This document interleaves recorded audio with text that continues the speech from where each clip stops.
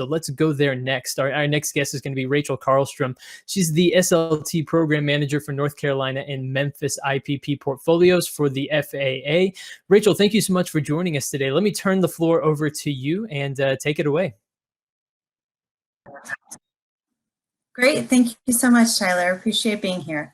And Romeo gave me a perfect introduction with some of the speaking that he was doing about some of the activities that we're currently sponsoring through the Integration Pilot Program in the FAA.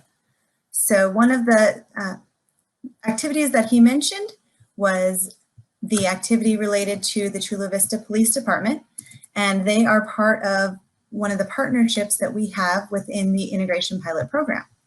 So I want to kick off this presentation by going ahead and showing you guys a link to a video of what we are accomplishing, or what they are accomplishing, in furtherance of support for the COVID-19 emergency with their current operations out in California.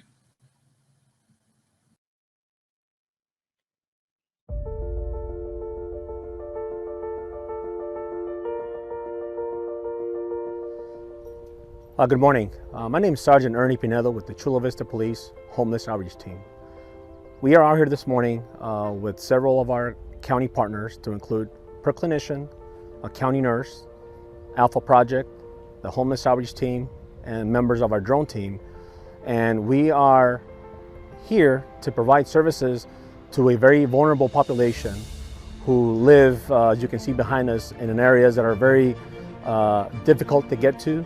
The vegetation is very dense, very tricky trails, too many hazards, rocks, limbs, and whatnot, that make it very dangerous for the officers, for the county nurses, and for anyone else that works with us to go into these areas. The reason our members of our drone team are here is we are using the drone to cover a large area that makes it very difficult for us to get to. The drone has a mounted speaker, which we are relaying a message to these people living in these the canyons to come to our staging location to get services that they need. This is a public health announcement. This is the Chula Vista Police Department's Homeless Outreach Team working with the county's Health and Human Services public health nurse. So the services that we are offering today, we brought along with us hygiene kits that were provided by the county. We have boxed meals that were provided by the food bank. We have a county nurse who are making health assessments of these individuals.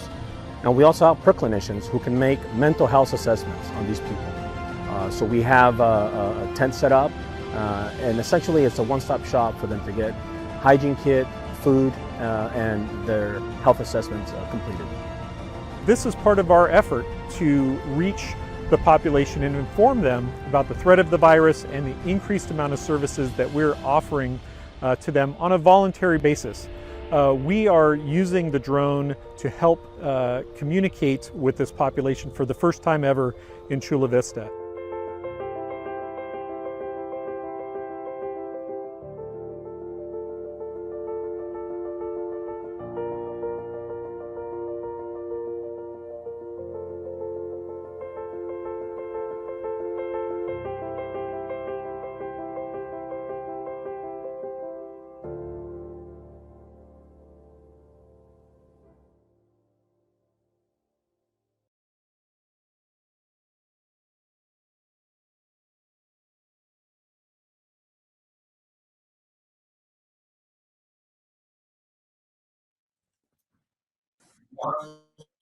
All right, thank you guys so much. So as mentioned earlier, you will have an opportunity to get these slide decks. So there is a link to that video that you can go back and see. It's just linked to a YouTube video, but some really interesting and cool initiatives and ways that we might not have even previously thought we'd be able to use drones. We're seeing now all these interesting uses. So really excited about being able to share that with you, and some more information that I have for you with the COVID response that's currently happening, some information about our 135 certification, and some other initiatives in the FAA currently. And you can also see on this first slide that I have here a picture of the wing drone. And this is also an example of an operator that is part of our integration pilot program that is using deliveries in this case to go out and help people to remain sheltered in place by providing them some of the essentials that they might need, including food and other supplies through their partnerships with Walgreens and some other local businesses in the Virginia area. So the COVID-19 response, there are several different ways that you can get involved if you have an interest in doing so. A lot of the operations that are currently being done can be done under Part 107. We also have a program for special government interests that can help to expedite approvals for these types of emergencies. Our 135 air carrier certification, as well as operations under Part 137. One thing to make sure and emphasize is that when we are doing these types of operations, we may be able to enable some things in response to the COVID emergency that would not be approvals that would maintain after the emergency. So for example, we have a decrease right now in the amount of what we're seeing for air traffic. So some of the liability and some of the air risk that we might have previously had at a higher level could potentially be mitigated just by the fact that we don't have as many aircraft out there flying.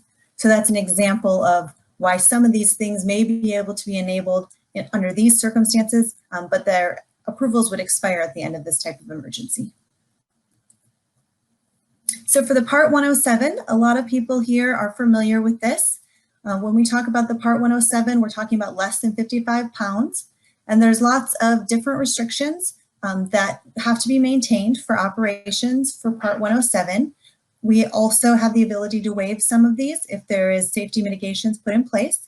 But this does allow us to do quite a bit without having to go to the FAA and ask for additional approvals. So we are seeing right now already people out operating and maintaining visual line of sight of the remote PIC. They're meeting all of these requirements for Part 107, and they're able to support these COVID efforts while in full compliance with this regulation and not needing any additional approvals or waivers from the FAA. We also talked about the special government interest approvals. So these approvals typically break down for 3 different types of operators: our public aircraft operations, also for the operations under Part 107, and operations in Part 91 with exemptions or certificates of waivers or authorization. So you can see on here, there's a list of examples of what some of the use cases would be that could qualify for an SGI. A lot of these are associated with public safety. And then there's also a link on here, so you can go to the website when you receive the slide deck and get more information about our SGI process. Agricultural aircraft operations. This is something that we typically see in rural areas. A lot of times the agricultural operations, which fall under Part 137, are used for crops, spraying pesticides or different things for our agricultural industry. But we've also had ideas for people to use aerial applications for disinfectants and different types of sprays that could help to kill viruses or help to protect people against the COVID virus that we're currently experiencing.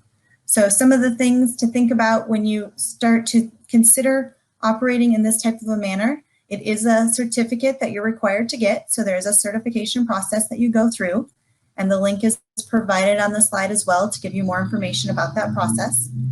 This is something that you would also have to work with your local authorities, similar to what we would do for pesticides. There's EPA conversations that need to happen and licensing for carrying some of these materials, depending on if they fall into the hazmat category. And another thing for consideration is that you need to intentionally understand what the product that you're wanting to put out is designed to be used for. So for example, some disinfectants are only approved for indoor use. Some are only approved for outdoor use. There may be certain conditions of which it can be used. You may have to wipe down the surface before applying. You may need to be certain temperatures. So there's a lot of different considerations. You just need to ensure that if you are looking to do something like that, you understand how the product is set up by the manufacturer to be used. So air carrier certification. This is our higher level of response that we can do more with. This enables not only transportation of others' property, but this enables opportunities to get into the beyond visual line of sight deliveries with proper safety cases. However, there are a lot of requirements to get to this stage. There's a certification process, which there is a link at the bottom of this slide to again. So you can go to our FAA website and you can go through the information on what those processes look like so that you understand what the different steps are to get through that certification. The other requirements that you have to have is economic authority, which is through our Department of Transportation. And so that involves a US citizenship. So that's another conversation you would need to have if you're a foreign operator. So this is kind of what our standard process looks for the certification of a 135. When we begin the process for a 135 applicant, one of the important things that we have to have is an airworthy aircraft. So that is something that can be a challenge for people right now with UAS not currently out there that have type certifications. But then there's several formal phases that you go through that initially comes out to the end with a certification. So again, there's more information available about that on the website. So a little bit more information I wanted to just touch on is some of the things that we have coming in the future for traffic management with UAS. A lot of people are probably already familiar with some of the things that we have going on. Lance, of course, is an automated way that we've been able to help to expedite airspace authorizations.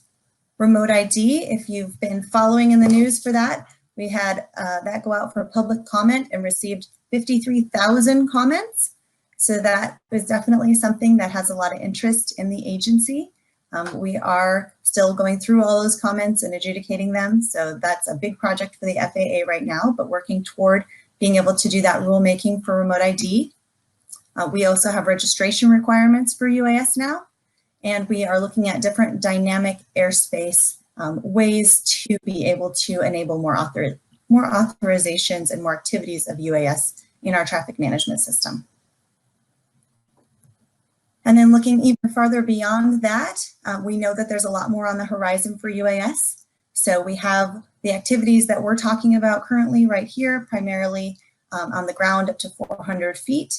So this is an area where we see the small UAS for the most part. Most of the operations that we are talking about are in these areas. These are typically our 107 operations, so less than 55 pounds. But we know that there's a lot more coming.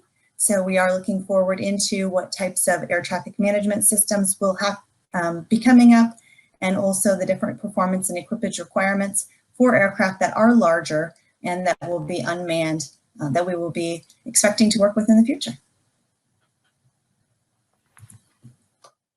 So I will thank you for your time and hand it back over to Tyler.